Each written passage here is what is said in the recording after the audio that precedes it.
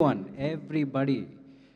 నేను ఎవరి పేర్లు మర్చిపోను. మనది వైజాగ్‌లో ఒక ఈవెంట్ ఉంది. అక్కడ ప్రశాంతంగా అందరి గురించి హ్యాపీగా మాట్లాడతా. ఆర్టిస్ట్స్ మనోళ్ళందరి గురించి హ్యాపీగా వైజాగ్ ఈవెంట్‌లో మాట్లాడతా. ఎవరిని మర్చిపోను. ఆహ్, అండ్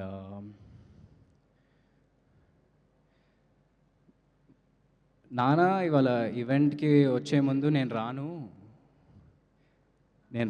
నువ్వే ఎళ్ళు. ఎందుకంటే నీకొక ఇండివిడ్యువల్ ఐడెంటిటీ ఉండాలిరా.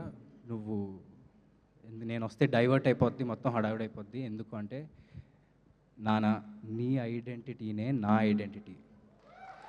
And I am so proud. So నువ్వు అలాంటివి ఏం పెట్టుకోకు. ఓకే. ఇదొక ఫ్యామిలీ ఫంక్షన్. మనోళ్ళందరూ ఉన్నారు. అందరూ ఫ్యామిలీనే. So thank you so much. And మా నాన్న ద్వారా నాకు చాలామంది పరిచయం అయ్యారు.